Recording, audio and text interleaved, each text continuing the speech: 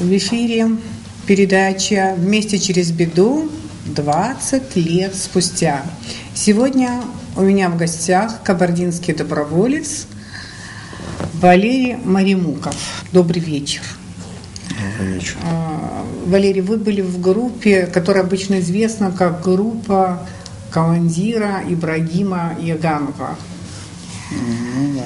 Кабардинский батальон. Да. Ну, группа, да, она вначале была группой, в начале войны, в первых числах, вот как война началась, с августа месяца, потом уже ближе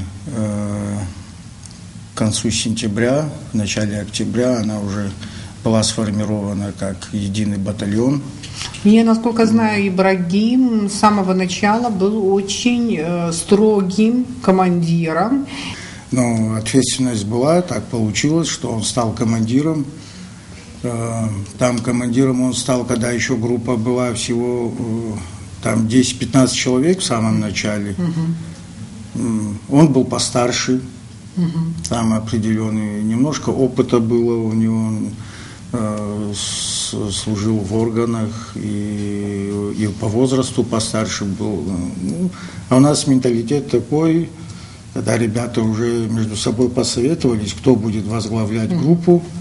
И, как говорится, выбора большого не делали, потому что у нас обычно принято старший, значит, он должен быть, ну, как старший брат и так далее, да, вот. И вот таким образом, в принципе, достойных ребят много было, все, в принципе, достойные ребята были, но так судьба сложилась, что он стал командиром. Какой был самый трудный момент вот в истории этого батальона? Или же основные боевые операции, в которых принимал участие батальон? Ну, сейчас все я это навряд ли, наверное, по данному времени смогу перечислить. Но практически все операции, которые проводились, во всех операциях мы участвовали. Во всех позиционных боях, и на Гумистинском фронте. И на Гумистинский фронт, но на Гумистинский фронт мы, честно говоря, больше выезжали так, чтобы немножко ребят поднатаскать. Это такое у нас в порядке вещей было уже, когда батальон был сформирован, было... Я как заместитель командира батальона, при мне батальон уже формировался, я это хорошо помню, и это тяжело было, все делалось. Все-таки добровольцы, как-то нужно было это утрясать, вот эти моменты, и военная составляющая его, чтобы и порядок определенный был, потому что это все-таки ответственность. Элементарно, вот когда уже группы все больше и больше стали прибывать ребята оттуда, то элементарно списки надо было составить, по подразделениям разбить, по взводам, по ротам, элементарно знать, кто что. Ну, работа проводилась. Многие молодые ребята, как говорится, возрастной разрыв большой был среди наших ребят, от 16 лет до 50-55 лет. Вот такая разница была. Поэтому это все надо было как-то так организовать, чтобы и порядок, и дисциплина была. Это все отражалось в конечном итоге и на боевых операциях. Потери у вас, какие были потери? Ну, я так скажу. Если брать именно вот наш батальон, я могу сказать, что у нас меньше всех, наверное, я не совру, если скажу, что меньше всех потерь все-таки было у нас, именно в батальоне, если вот так взять. И когда была группа в начале, когда до батальона, скажу так, после взятия Гагры потери были, но у нас их было не так много, как в других подразделениях и как в других кабардинских группах. Чем вы это объясняете? Элементарно, просто дисциплина и подготовка была. В батальоне было 3 роты. Были командиры рот. У нас но расскажи о них, кто они? У нас прекрасные ребята были. Многие из них стали героями. Допустим, Муаед то же самое. Он был сперва командиром роты у нас. Муаед? Потом Шоров. Абсолютно правильно. Он, как говорится, воспитанник и выходец из нашего батальона. Потом со временем он вырос, как говорится, и стал, сформировал свою группу подразделения и ушел. У нас было много ребят, которые формировали. Замечательно был парень. И практически, был... да, практически 90% ребят, именно кабардинцев, которые прибывали в Абхазию, они практически все прошли через наш батальон. Практически вот 90 с лишним процентов прошли через наш батальон. Они там, как говорится, адаптировались, проходили, как говорится, первое крещение, осваивались потихоньку, и потом уже по группам, по подразделениям, именно по группам. Как батальон единый цельный был только у нас, один-единственный, он был как батальон полноценный. В батальоне всегда было 260-280 человек, я просто знаю это, и, как говорится, сколько и численности и так далее, и так далее. В этом плане там порядок был определенный у нас. И вот все ребята в основном вышли и по подразделениям, по другим, которые впоследствии уже перешли в другие подразделения и так далее. Кто где себя, как говорится, нашел в этом деле, да, они практически все выходцы с нашего батальона, вот так я скажу, все прошли через наш батальон, ребята. Это замечательно, да. Но еще лучше, если, конечно, мы будем говорить имена, вот имена людей, понимаете, история, она же не безымянная. Если вы сейчас вспомните имена ребят, вот погибших, которые достойны светлой памяти. Я бы хотел, допустим, Арсена вспомнить. Фамилию надо говорить. Кармокова. Арсена Кармокова. Да. Он погиб прямо на ступеньках, как раз он тогда в группе с Моэдом был, мы близко дружили очень. Он первое время мы были вместе, он был командиром, сейчас точно не помню, 2-го или 3-го взвода. Потом, после Шромского наступления, он уехал домой, чуть-чуть поправить и здоровье. И уже перед самым наступлением, я после мартовского наступления тоже приехал, мы там еще в Нальчике чуть пообщались, мне пришлось немножко лечение тоже проходить. Он уехал тоже, вот, не знаю, тоже и обида определенная на него, мы очень близко дружили. А может и прав он был, ни слова мне не сказал, он информацию получил, что готовится наступление. А я тогда в Кисловодске на лечении находился. Мне ничего не сказал, он решил беречь тебя. И на ступеньках вот практически. Это Муаед или? С Муаедом, не Артур Кармоков. Артур. Да, он тогда приехал, ты, и Муаеда. Кстати говоря, Валера, вы сказали, что погиб Арсен Кармоков. Да, Артур. Ну, неправильно сказали, Артур. Поэтому, да, вот Артур Кармоков. Я Арсен сказал. Вы Арсен сказали, потому что Артура я хорошо знала. Я вот поэтому думаю, кто такой Арсен. Я хотел сказать, Арсен Колобеков, это отдельно. Артур Кармоков погиб при взятии города Сухом, практически город уже взяли. Он вот на ступеньках Совмина погиб. Совмина погиб. Он один из первых поднимался и погиб там, прям практически в холле, можно сказать. Очень умный, образованный. Да, прекрасный парень был.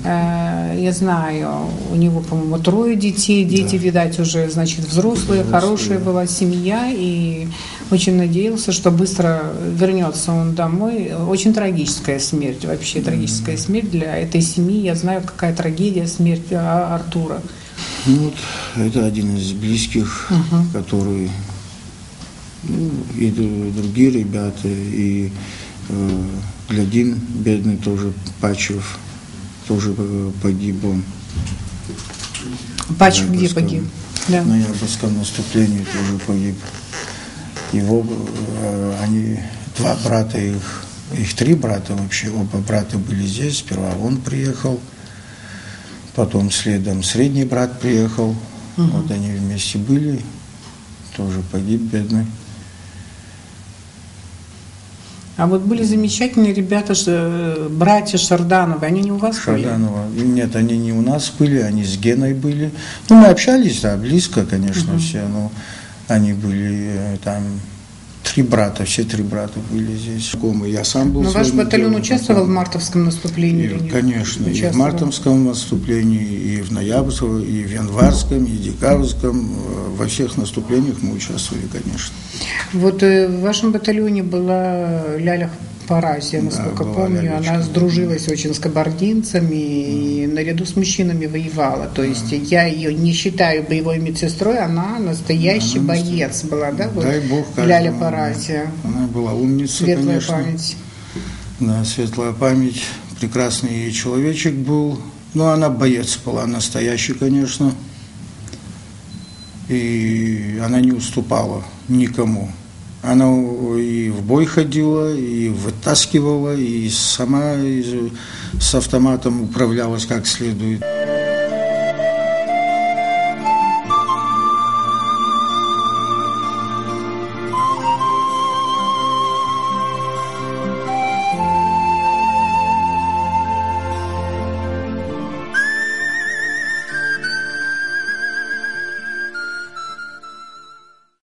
Ну и, по-моему, я не раз говорил, что я человек не военный, это у меня сугубо гражданская профессия, я фермер.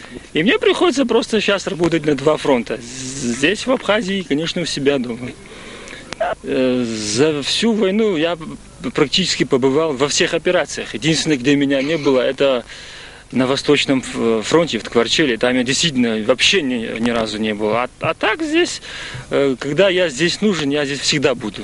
Впереди у нас есть, можно сказать, великие свершения. У нас очень много дел впереди. И времени для того, чтобы мы смогли обрести свое истинное лицо, нам понадобится очень и очень много. Многие люди обычно вопрошают так, что с нами сделала война. Обычно это я понимаю как отзыв внутренний на беду, которая происходит в Абхазии. Но думаю, для человека деятельного и способного такой отзыв слишком поверхностный. Скажи, что с тобой сделала война? Война для нас была своеобразной, очень жесткой и жестокой школой. И здесь каждый человек уже в оптимальных условиях в состоянии уже сделать выводы, кто он такой и на что способен. И, конечно, самое, что большое здесь произошло, это, в общем, наверное, грузины не ожидали такого оборота. Они, наверное, и не мечтали, что, вторгаясь в землю Абхазии, они вокруг Абхазии объединят столько народностей. Спасибо, Ибрагим, но тем не менее мне сейчас ты меня вынуждаешь вернуться к своему вопросу. Наверное, я сама начну отвечать на него. Во-первых, что с тобой сделала война? Она тебя оторвала от фермерского хозяйства и, в общем-то, где-то мешает твоему экономическому расцвету. Ну а дальше, вот как человека, насколько она тебя изменила? Соответственно, здесь вырабатывается особый взгляд на жизнь, вообще на сущность жизни, на все то, что происходило до войны. И появляются новые ценности, и идет переоценка старых ценностей. И в совокупности все это дает очень большой импульс к дальнейшей жизни, к дальнейшему развитию. Вдвойне приятно, что это чувствуют не только мои товарищи, а именно вот признание во мне командира, это идет не только во мне лично, а вот как кабардинца. Вот мне просто было бы приятно, если бы я был бы просто рядовым, и где-то рядом со мной был бы хороший командир-кабардинец. В частности, я очень горжусь Султаном Сосналеевым, он мой старший командир. И еще один вопрос. В общем-то, он возник в ходе нашего разговора. Вот рядом с тобой сидит женщина.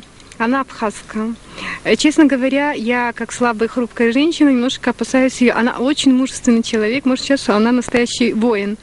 Почему она с вами, как ты думаешь? И, может быть, вот наше отношение друг к другу, отношение к абхазам, отношение лично к ней, в общем, нравится. И, по всей вероятности, она чувствует к нам, именно к кабардинцам, тягу. И нам это очень приятно, что чувствовать, что все-таки в нас тоже есть что-то такое положительное, к чему люди тянутся. Ляля, а что вы скажете? Ну, во-первых, я преклоняюсь перед Ибрагимом как перед мужчиной, как перед воином, как перед командиром. Мне нравится, что в группе дисциплина, Хотя, может, многим это не нравится, многие сбежали от нас, от дисциплины. А во-вторых, почему мои братья должны приехать защищать мою землю, а я не должна рядом с ними стоять? Я тоже делаю то, что я могу. Откуда ваше бесстрашие? Это с детства? Ну да, с детства. У меня 2 сына уже взрослые. Я защищаю ихнюю жизнь, прежде всего, и свою землю. А все-таки, Ляля, вы медсестра или воин? У меня мирная профессия товаровед. Мы с ним коммерсанты. Здесь. А здесь я все совмещаю, и воин, и медсестра. Спасибо. Вообще, Ляля, наверное, будет целой эпохой в этой войне. В ней вообще совмещается очень много таких интересных черт. Черт, связанных с женщиной, связанных с медсестрой и связанных с воином. Ее бесстрашие, вообще у нас есть товарищи, которые просто удивляются вот ее состоянию именно в момент боя. Спасибо, Шеварднадзе, что мы познали друг друга, соединились в единый кулак. Теперь уж нам ничего не страшно.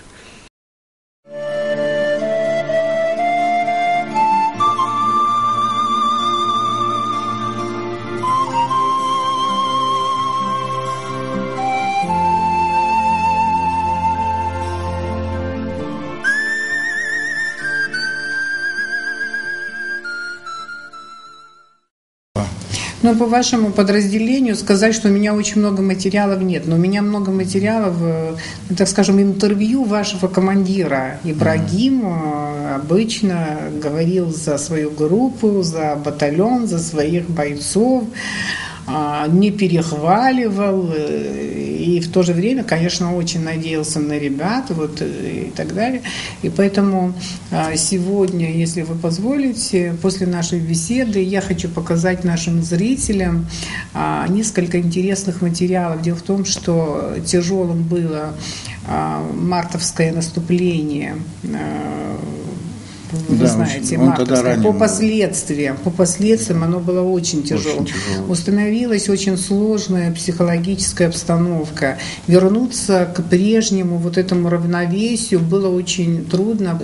Немного времени спустя у меня передача вот «Вместе через беду», вот наша добровольческая передача, она выходила по субботам, да? Я решила все-таки организовать новый выпуск этой передачи. И слишком пафосно быть это было просто невозможно в этой ситуации, поэтому я пошла вот таким вот путем. Я взяла интервью у Шанибова, у Яганова и Басаева по поводу того, что они думают о мартовском наступлении, об итогах, о результатах, как они оценивают то, что произошло. И я думаю, что я не пожалела, что обратилась к ним именно с таким вопросом. И мы вместе с вами сегодня это посмотрим.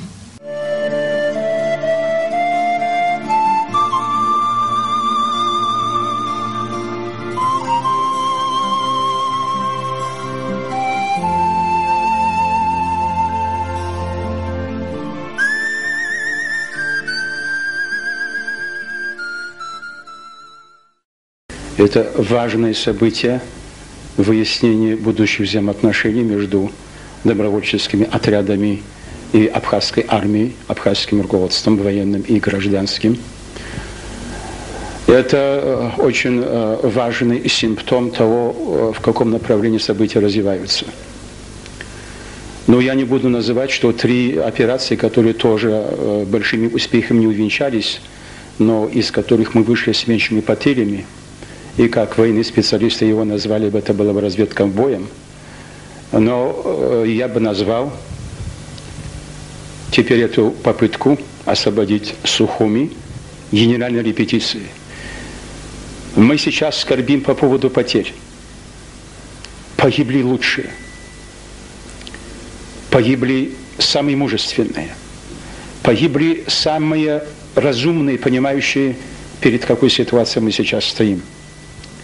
Мы выражаем искреннее соболезнование от имени 16 народов всем абхазским матерям, отцам, сестрам, невестам, в том числе и несостоявшимся которые не успели сыграть свадьбу, искренние соболезнования и мужество перенести эту трагедию. Когда речь идет о судьбе всего народа, всей нации, а мы неоднократно говорили, что здесь в Абхазии решается судьба не только Абхазии, но судьба всего Кавказа, всей конфедерации. Проиграв в Абхазии, мы проигрываем в целом по Кавказу, по конфедерации. И поэтому в настоящее время тот бой, который молодая абхазская армия дала, этот бой дает нам все возможности. Мы проанализируем, как вчера Арзенберг говорил об этом в своем очень умном, продуманном, сдержанном и важном выступлении. Мне понравилась его позиция. Я думаю, мы извлекем из этого все необходимые уроки, сделаем все необходимые выводы. От имени Абхазии и народов каждый получит по заслугам. Герои должны быть названы. Они должны остаться в нашей истории. И тот, кто струсил и остался в блиндажах, и не пошел даже на выручку окруженной группы героев, которые оказались в окружении, мне этот факт известен, из уст участников я это слышал, я думаю, они тоже от имени народа должны получить по заслугам оценку. Боевое крещение принято армянским батальоном. Героически они сражались. Мы должны иметь в виду, что имеем с коварным врагом дело. И притом надо иметь в виду, что у них около 4-летний опыт войны.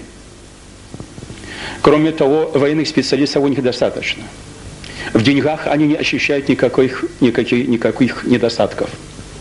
Кроме того, мы знали еще по Южной Осетии, что они закупили за громадные деньги из российской армии, закавказской армии, крупнейших специалистов.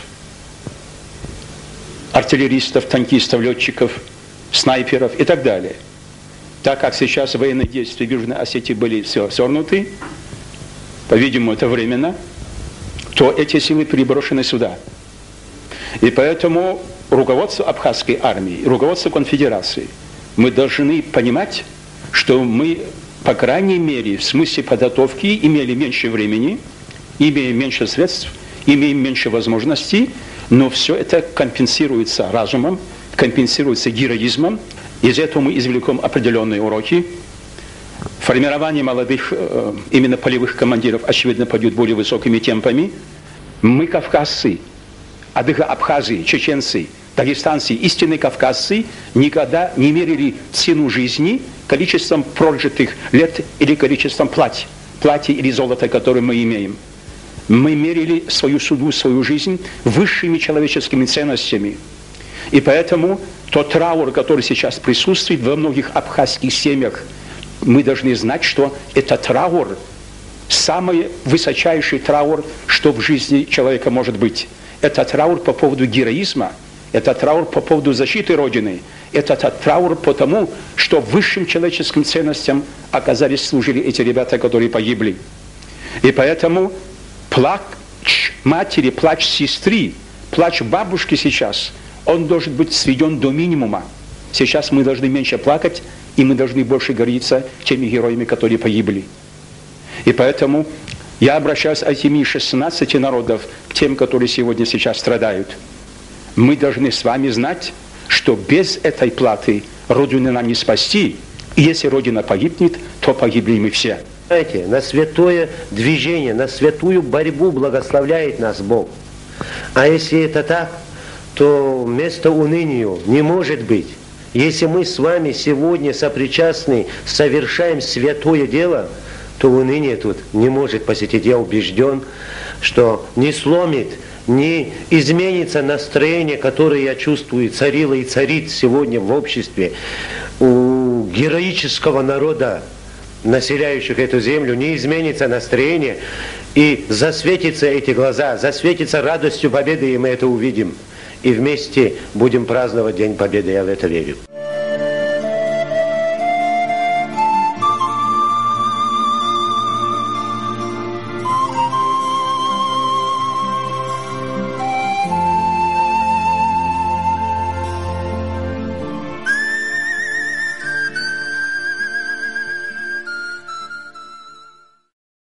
Что вы можете пожелать и абхазскому народу, и всем, кто помогал абхазскому народу в этой войне? Я думаю, что это наша общая победа. Что вы можете пожелать нашему народу, нашей стране и нашей дружбе с вами?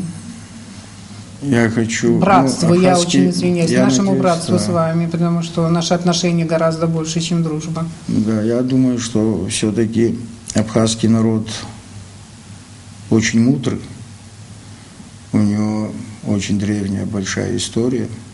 И я думаю, что у него хватит и мудрости, и целенаправленности, чтобы на то, что они решились в свое время, и сказали миру, мы хотим жить свободно на своей земле, в своем государстве, чтобы вот те идеалы, то, за что было пролито столько крови, чтобы они смогли вот это сохранить. Мы, если чем-то сможем, мы, конечно, всегда рядом, мы чем сможем, поможем, но все в руках абхазского народа. Я хочу, чтобы эта страна жила, развивалась, была богатой, чтобы здесь звучала абхазская речь, чтобы приезжали в гости, чтобы было и Ахабз, и Апсуа, чтобы в этой стране было.